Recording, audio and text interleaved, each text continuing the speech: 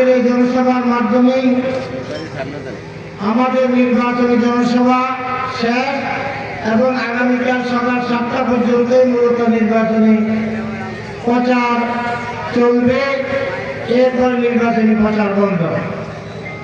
সংগ্রামী ভাই ও বন্ধুগণ, 12 তারিখের নির্বাচন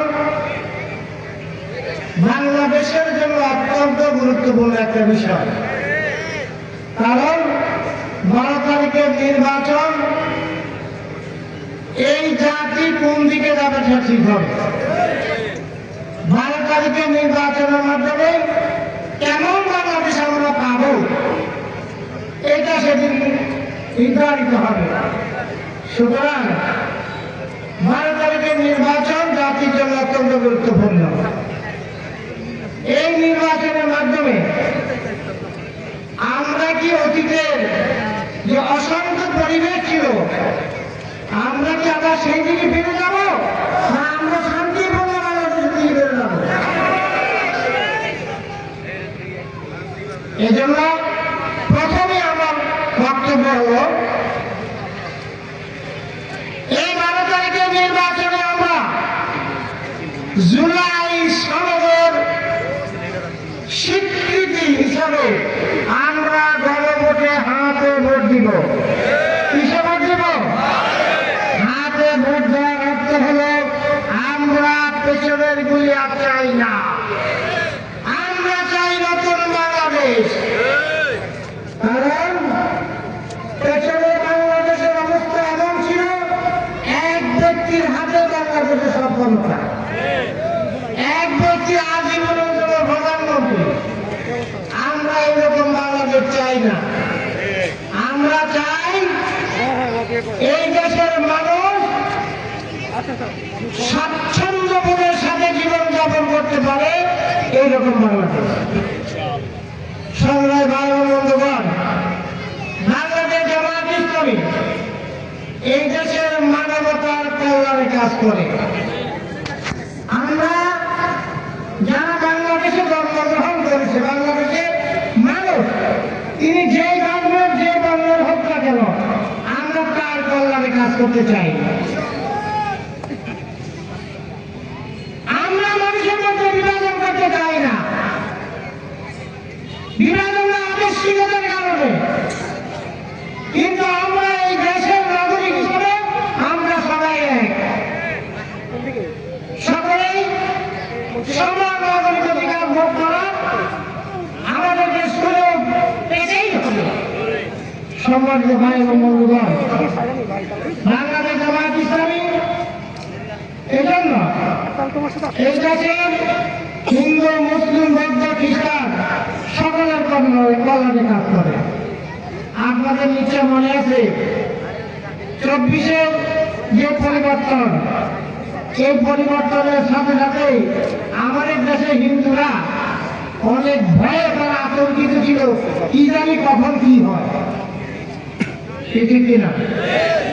আমাদের আমির জামাত ডাক্তার শফিকুর রহমান সাহেব কয়েকদিন সেখানে হিন্দুদের কেন্দ্র নাগেশ্বরী মন্দির ঢাকায়, তিনি সেখানে গিয়ে উপস্থিত, তাদেরকে আহ্বান দিলেন, কোনো ভয় নাই, আমরা আপনাদের পাশে আছি।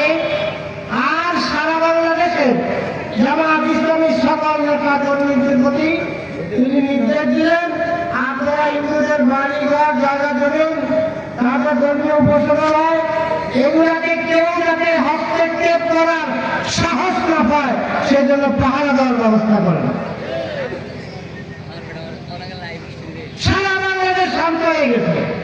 কি বলেন? অমুসলিমদের প্রতি কোথাও কোনো আক্রমণ হয়েছে? সাহস করে নাই। এই সময় কিছু সুবিধাভোগীরা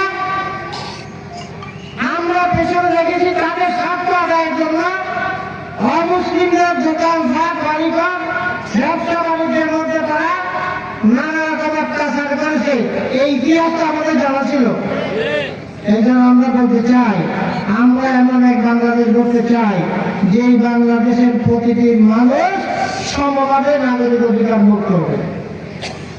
সংগ্রামী ভাই এবং বন্ধুগণ, বাংলাদেশের মধ্যে কোনো সম্পদের অভাব নাই।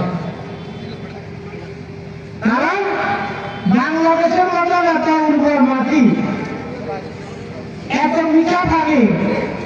এত সুন্দর আবহাওয়া পৃথিবীর আর অন্য কোন দেশে।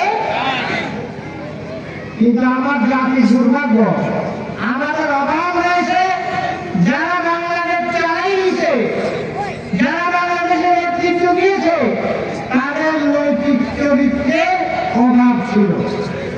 এই অভাবের কারণে আমাদের জাতির সম্পদগুলো তারা লুটে ফুটে খেয়েছে, দেশের সম্পদ বিদেশে পাচার করেছে। তারা বিদেশে প্রতি ভাগন ভাড়া করেছে। আর আমার দেশের ব্যাংকগুলো টাকা পয়সা নাই, এখন তরল নাই। ব্যাংকের মধ্যে গ্রাহকরা গেলে টাকা উঠাইতে হিমশিম খাচ্ছে, যার কারণে সরকার কয়েকটা ব্যাংকে একমুখী করে ফেলছে। এখন আমরা বড় আশ্চর্য, যারা ব্যাংক চালিয়ে চলেছে, ব্যাংকের মানুষের টাকা নিয়ে গেছে, বর্তমানে এরকম 39 জন লোক নির্বাচন করতেছে বাংলাদেশে। বরং এরা নির্বাচিত হলে এদের থেকে জাতি কি আশা করতে পারে? সংগ্রামী ভাই এবং বন্ধুগণ, মনে রাখবেন, যারা দুর্নীতি করে তারা কখনো দুর্নীতি দূর করতে পারে না। জামায়াত ইসলামী দুর্নীতি করে না, এই জন্য জামায়াত ইসলামী দ্বারা দুর্নীতি বন্ধ করা সম্ভব হবে ইনশাআল্লাহ। সম্মানিত ভাই এবং বন্ধুগণ, আমাদের জাতির একটা সম্মান আছে, ইজ্জত আছে।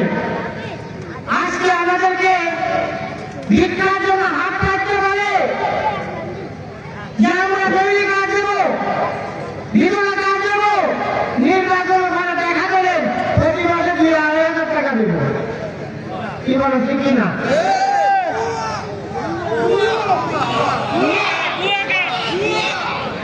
সম্মানিত ভাইরা, কেন আমরা ভিক্ষা দেব? আমরা ভিক্ষা দেব না, আমরা কাজ নেব। আমরা আমাদের এই দেশের মানুষের হাতে কাজ তুলে দিতে চাই। মানুষ কাজ করে জীবন যাপন করে, মাথা উঁচু করে দাঁড়াবে। আর এগুলোতে আসলে প্রতারণা। আপনারা ভুয়া বলে স্লোগান দিলেন, এটা কেন দিলেন? আপনারা নিশ্চয়ই আগে দেখেছেন, নির্বাচন আগে বলেছিল 10 টাকা কেজি চাল খাওয়াইব, ঘরে ঘরে একজনকে চাকরি দিব। 10 টাকা কেজি চাল খেয়েছেন, চাকরি পেয়েছেন। তাদের জনগণ যে এগুলো প্রতারণা, এগুলি ভুয়া, এটা জনগণ বুঝতে এখনো বাকি নাই। সম্মানিত ভাই এবং বন্ধুগণ, আমাদের দেশে আমাদের মা বোনদের একটা ইজ্জত আছে, সম্মান আছে। ইসলাম মা বোনদের ইজ্জত সবার উপরে দিয়েছে। মায়ের মর্যাদা সবার চেয়ে বেশি না? আজকে আমরা লক্ষ্য করছি দুঃখের সাথে আমাদের মা বোনদের ইজ্জত নিয়ে টানাটানি করছে, খিদা দিয়ে টানাটানি করছে। অপরাধ কি? অপরাধ তাকে পছন্দ করে না, তাকে ভোট দিতে না। এটাই যদি তোমাদের রাজনীতি হয়, আমরা ঠিক কাজ জানাই তোমাদের প্রতি। তোমার মায়ের হিসাব নিয়ে, তোমার বইয়ের হিসাব নিয়ে যদি এভাবে কেউ টানাটানি করে, তখন তোমার কাছে কেমন লাগবে? আমাদের মাদেরকে সম্মান দাও, বোনদেরকে সম্মান দাও, ইজ্জত দাও, ইজ্জত নেই না। এই জন্য আমরা আমাদের মা বোনকে ইজ্জত এবং সম্মানকে সর্বোচ্চ মর্যাদা রাখতে চাই। সম্মানিত ভাইরা, আমাদের এই ফরিদগঞ্জে প্রায় 9 লক্ষ লোক আমরা বসবাস করি। মাত্র 50 শয্যা বিশিষ্ট একটা হাসপাতাল। আচ্ছা বলেন যে এত লোকের জন্য একটা 50 শয্যা বিশিষ্ট হাসপাতাল কি যথেষ্ট? এই জন্য ইনশাআল্লাহ আমরা যদি নির্বাচিত হতে পারি, এই 50কে আমরা 150-এ পরিণত করবো ইনশাআল্লাহ। আর অভিজ্ঞ ডাক্তার, নার্স, ইউনিয়নে, প্রত্যেকটা ইউনিয়নের মধ্যে ক্লিনিক আছে। এই ক্লিনিকগুলোতে ডাক্তার নাই, নার্স নাই, পরীক্ষা নিরীক্ষার ব্যবস্থা নাই। আমরা নির্বাচিত হলে এই ক্লিনিকগুলোকে আমরা উন্নত করব, প্রয়োজনীয় ডাক্তার এবং নার্সের ব্যবস্থা করবো ইনশাআল্লাহ। সম্মানিত ভাই এবং বন্ধুগণ, আমি ফরিদপুরের প্রত্যন্ত অঞ্চলে যারা শুরু হয়েছে এমন কোনো ওয়ার্ড নাই যে ওয়ার্ড আমি যাই না।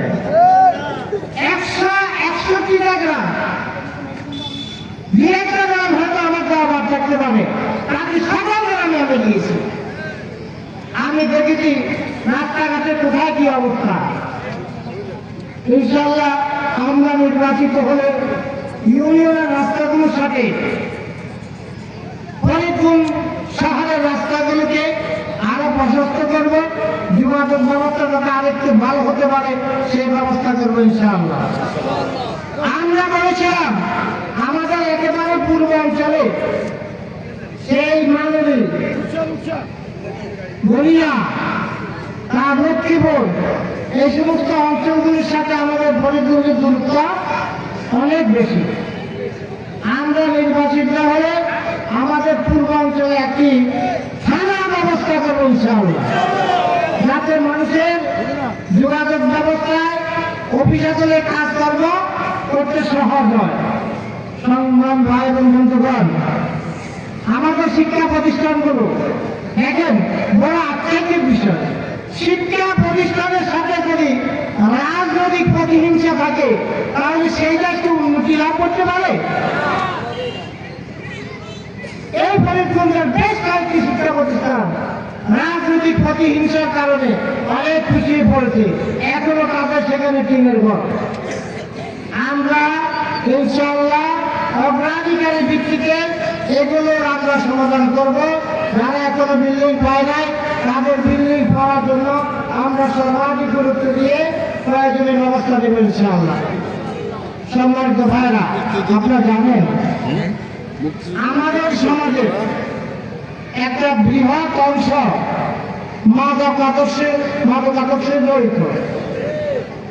এদের এই অপকর্মের কারণে পিতামাতার মান সম্মান যায়, এলাকার মান সম্মান যায়, তারা বিপদগ্রস্ত হয়। আমরা নির্বাচিত হলে এরা যাতে খারাপ পথে যেতে না পারে সেজন্য তাদের কাজের ব্যবস্থা করব এবং নৈতিক শিক্ষার মাধ্যমে তাদেরকে এই বিপদগামিতা থেকে আমরা ফিরিয়ে আনার চেষ্টা করবো। সংগ্রামী ভাই এবং বন্ধুগণ, সর্বশেষ কথা হলো নির্বাচনের মাত্র 2 দিন বাকি। অনেক কথা অনেক দিক থেকে আসতেছে, কোন কথাকে কাজে দেওয়া যাবে না। ইনশাআল্লাহ বিজয় প্রবেশ করেছে। এই জন্য 12 তারিখে আপনারা সকালে আমাদের মা বন্ধুকে সাথে নিয়ে কেন্দ্রে যাবেন, আর আপনারা ভোট দিয়ে মা বন্ধুকে বাড়িতে বসে আপনারা কেন্দ্র পাহারা দিবেন, যাতে কোনো সকল এখানে খাওয়া দিতে না পারে। সংগ্রামী ভাই এবং বন্ধুগণ, আপনাদের সকলের দোয়া সহযোগিতা চেয়ে আজকে আমি আপনাদের থেকে বিদায় নিচ্ছি।